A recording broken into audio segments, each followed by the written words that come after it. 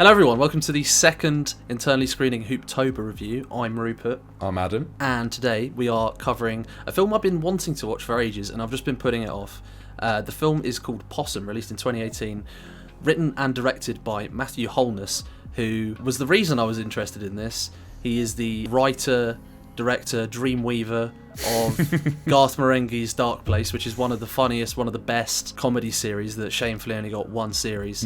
And this was his first ever directorial stab at serious horror, which, having read into it, he's been interested in doing for ages. And it's the film of a disgraced puppeteer who moves back to his childhood home with the aim of destroying this horrific puppet that he owns, this horrible spidery puppet he owns, which we don't know why he wants to destroy it. It's very much an arty film. It's I don't know if I already said, but it stars Sean Harris and Alun Armstrong. They are pretty much the only two speaking characters in the film, outside of a little pop-up here and there from other people. But yeah, I thought this film was one of the most unique and, at the end, one of the most incredibly powerful films that I've seen in ages. What did you think of it, Adam? Well, I did think it was powerful. I mean, the atmosphere of this film is kind of unlike most things I've seen. In fact, the thing I was comparing it to most in my head that it felt most similar to was Cure, and not so much in the way that Cure story-wise is anything like this, because it's not, but just this powerful level of impending dread.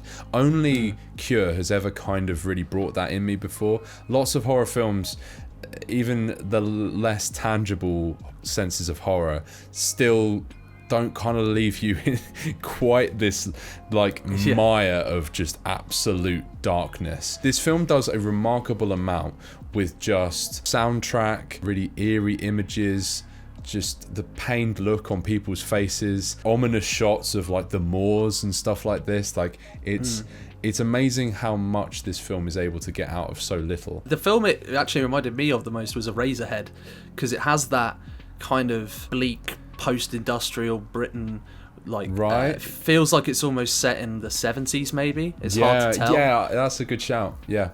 It has this really, really oppressive atmosphere of just doom and gloom. Everything about the film is in that kind of, I guess, Lynch or almost like Kubrick-esque way.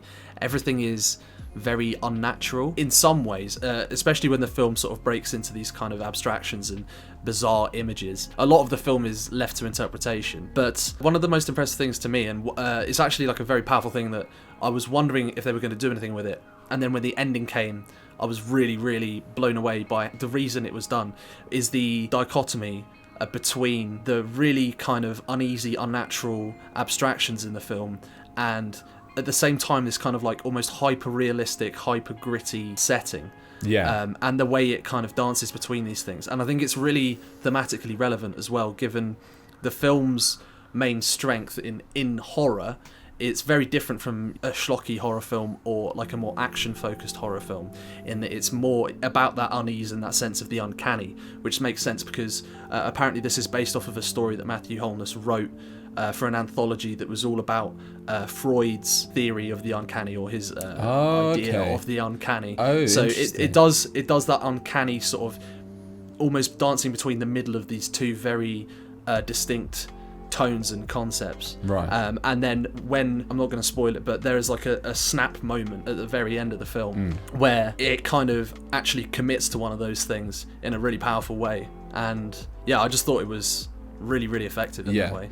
I think what the film does, or what the film did for me, is I felt an urge to decode it. That I really loved. It sort of opens and frequently uses this eerie poem about the possum, about this specific puppet that he's created, and this really dramatic but mumbled, depressive recital in the background. Does he seek or does he hide?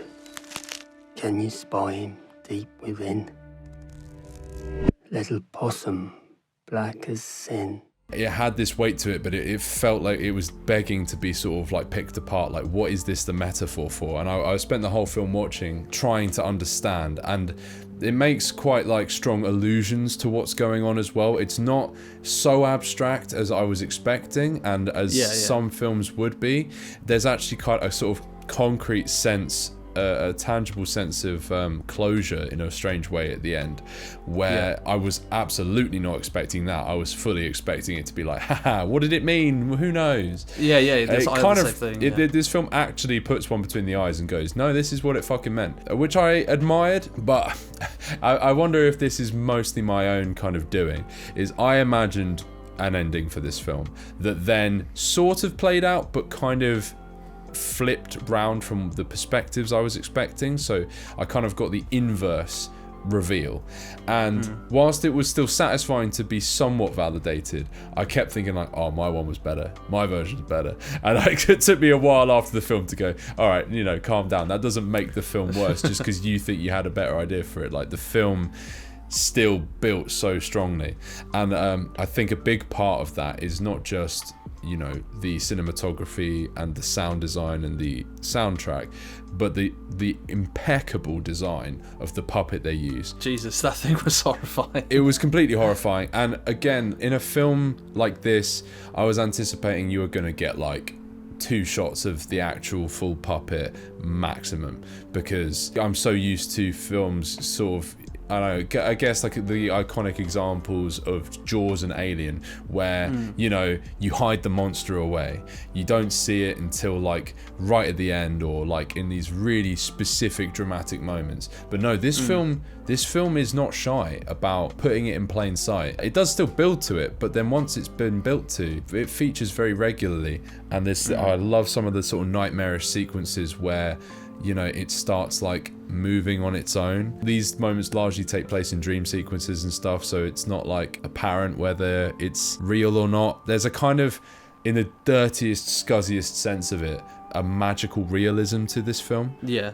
Because like you were saying, like, it's such a hyper-real setting for it. It's like this almost dystopian version of the UK, but it just like just a very poor, impoverished part. Well, that's just what it's like up north, isn't it? Well, yeah. I mean, I think this is in what? I think this is set in Norfolk. I think.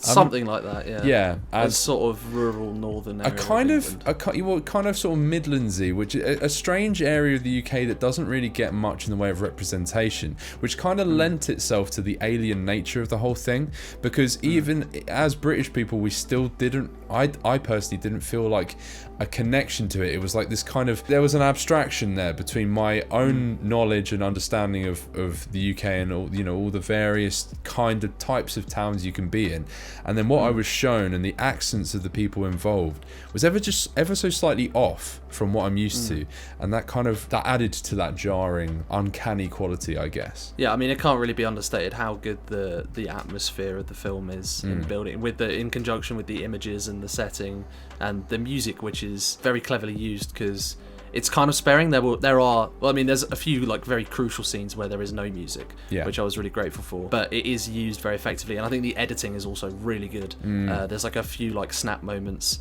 It doesn't ever really go into anything jump scarish. There are like maybe like 1 or 2 things you could maybe constitute as a jump scare, but they're actually pretty good, I thought. What I thought was interesting was that sometimes the music is used as a jump scare when there's nothing actually like that threatening happening. It's more like sometimes he will look at something and his eyes will widen and then this sting will come in, and it's more of like he's scared, and that's kind of a reaction to him, not to the actual frightening horror, but which the is horror actually he more frightening experiences. a lot of the time. Yeah, because it kind of forces your sort of audience empathy.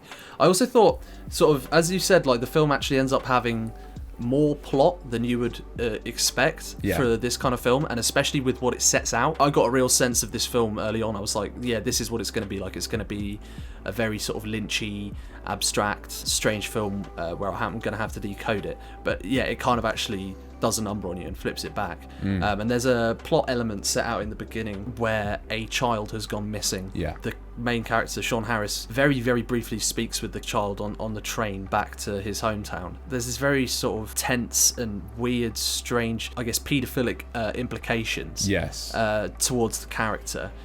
which kind of get flipped on you again in this like really crucial last scene of the film. But there's like this kind of underlying tension. There's a scene where he goes to visit his old school and he sort of gets told to go away. Yeah, and then yeah, every yeah. now and again you get like a shot of a newspaper or the TV referencing this disappearance, and then it is kind of resolved in the end. But I think that's the really sort of special thing about this film, is it makes you suspicious of the character, and then kind of it flips your suspicion and kind of damns you for your suspicion. Because the whole point is that you should have been feeling a certain way about this character the whole time. Instead you were distrustful of sense, him, but where you should have been more, I guess, empathetic and... Exactly. And I will say that what I was saying earlier about coming to my own conclusions about it, those were the conclusions I came to, all the negative ones about the character. And so when I had them flipped on their head, I was like, oh, why can't I? Can't I be right? I thought.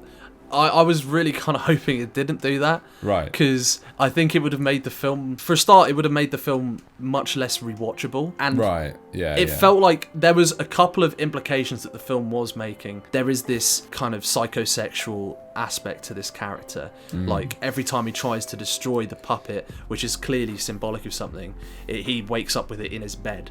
Right.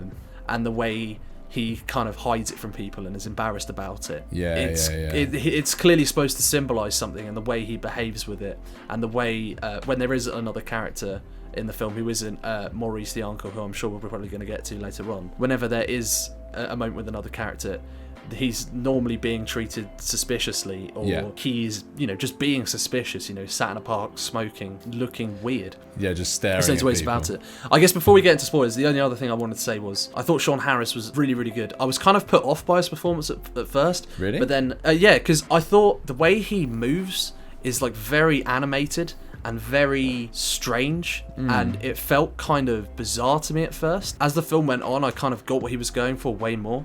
I like that from the get-go. I mean, I think more than just a great performance, like genuinely fantastic performance. Like, oh yeah, no, I agree. I just like at first I read something which completely put it in context for me.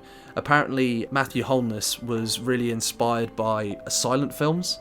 And you can completely see that in his performance, because he's doing like very emotive things. The film could almost be a silent film. Yes, well, yeah, it really could. The kind of weird shuffly movements and stuff kind of, to me, speak of a man like dealing with depression. Like, they often say things like depression doesn't just come out in like the way you act around people, but more sort of subliminally in the ways you speak and the ways you move.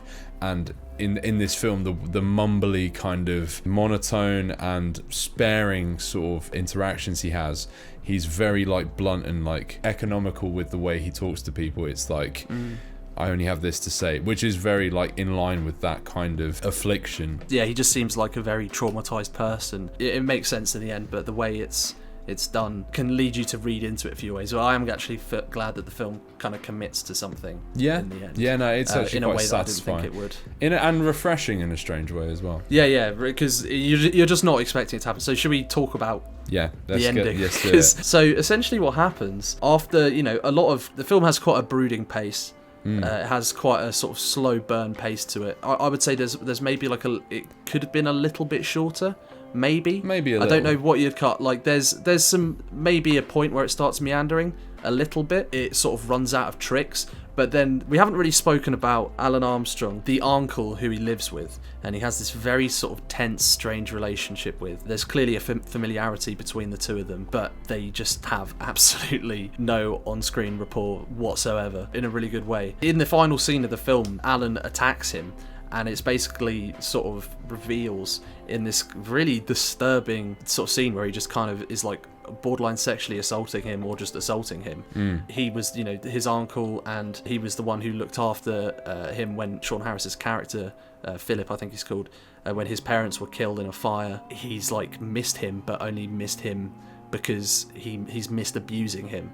Right. And it's like this really like difficult to watch out of nowhere scene. Yeah. Because it's such a clotheslining moment to just end the film on. It kind of takes away all of the potential goofiness of it just being about him and his puppet. It kind of like makes it something it really way more meaningful. Strongly contextualizes, and again, it doesn't explicitly lay it out on a plate like, oh, the puppet means this, but you can infer so much. And there's also points towards the end of the film where instead of Sean Harris reading out the poem as the narration, it's Alun Armstrong is doing it instead, like kind of reclaiming the narrative and like kind of recontextualizing it as like, it's like an abuse tactic, right? He's like telling his story. Yeah, because clearly yeah. Sean Harris's character wrote it. Yeah, and it's like, I am the possum. Like it suddenly changes the whole meaning of the poem as well. Instead of it being like about like a frightened young boy, it's about like a predatory, hideous old man, like taking absolute glee in like all the things he's done wrong. And then in a very satisfying move, he manages to snap his neck on a broken. Yeah, that was great. Yeah, that was very he just satisfying. keeps pushing back on his neck until it breaks over a board. It also takes place in this like the one room in the house he never goes in, which is quite a nice sort of touch. Like it always sort of, it kind of shows you the door in a very matter of fact way. It's like, oh yeah, here's the door, and then it's like, are you going in there? And then every time he approaches the door, it's like, are you going in then? And he's always like too threatened to go in. And finally when he does, he discovers, I think that was the room they died in. But I can't really It's either the room they died in or the room he was abused in. It's one of the two. I think that's it. It's also like he's even more villainous than you previously thought because the missing child is in the room. Yeah, in like a suitcase. Yeah. And he kind of reveals that the reason he did it is to make Philip doubt himself. Oh, right, I think he says something like, you thought you did it, didn't you? They think you did it, didn't you? Or something. It's just sort of... Like that, I've not actually had a horror film make my skin crawl in that way, in like such an effective way, since forever. It was just a very satisfying way to finish off. And I kind of love that after that scene, the possum, the puppet at that point, is kind of completely irrelevant. Yeah. And it's this whole point that it's just kind of been this thing that's just weighing on his mind, almost as like a distraction or just a way for him to cope with it. But his way of coping with it is almost more terrifying than anything else in the film. I guess there's something quite intriguing about that, creating your own horror that's so bizarre and alien and almost sort of Lovecraftian in its way, to disguise from a very, very real human concrete horror of and tragedy. There's nothing stylish, it's just factual, and like in creating something so fantastical, even if it does terrify him, it does distract from that reality. Let's get to ratings. What would you give it? Well, I didn't know fully how to feel about the film, but I think that talking this out, it's upped my estimations of the film to help me appreciate it more, and so I'm going to give this an 8 out of 10. Yep, agreed. 8 out of 10. I guess the only like proper criticisms of it that I have are that the film maybe is a little reliant on one tone and one trick for like a portion of it. It kind of meanders and is a bit repetitious at points. Yeah, for sure. But I just think that Matthew Holness, I really hope he does something else, because this is like clearly a very unique. He has a very unique voice as a director. Yeah. I can't imagine getting miserable films like this produced is easy, but I hope he gets the chance to. If this is a starting point as well as like a feature-length directorial debut, what a promising start. I hope it's not. Sure. I hope it's not just a one-off. I know it's been on Shudder for a while now, so I'm hoping that. And it's on Amazon as well, I think. So I hope some more people check it out. Ignore the IMDb score. I don't know why it's so low. This is a great film. It was the same thing for like Under the Skin and stuff. You do not go to IMDb for art films. Art films and horror films, they do not know. They only know like when fucking Joker 2019 is in the top like 250. 8.9. It's in the top 250 films of all time, and it's on the top 10, isn't it? Is it? It's like in the top 20 at least. Oh, for fuck's sake. Oh yeah, the film that is exactly note for note Taxi Driver plus King of Comedy is its own. It's a unique masterpiece, you fucking idiots. Sorry. IMDb, you do not listen to them. Go to a more reputable source like Letterboxd. I mean, not the Letterboxd gets everything right, but Jesus Christ. Yeah, it's slightly stronger on that front for sure. Yeah. Anyway. Anyways, we 8 out of 10 recommend for both of us. Possum. Watch Possum if you're interested in arty abstract horror, and avoid it if you're absolutely not. If that sounds like you're the worst time in the world for you, then don't spoil your day. Or do. Yep, not for everyone, but a glowing recommendation from both of us. And if Shudder's £5 for a month, I say pick it up and just give it a go if this is the kind of thing that tickles your fancy. Because if it is, It can be hard to find films that do that, and I think Possum is probably one of the best that you can find that will tickle your fancy in that way. So we've been internally screening. This is our second Hooptober review. We're going to have one out each day of the month, hopefully. Check the description for the full list of Hooptober films that we'll be reviewing. Subscribe to the channel, hit the like if you liked it, hit the dislike if you disliked it, and we will catch you tomorrow for another film. But you don't know which one it is. It's going to be a spooky surprise. Oh shit, yeah. All right. Peace. Peace.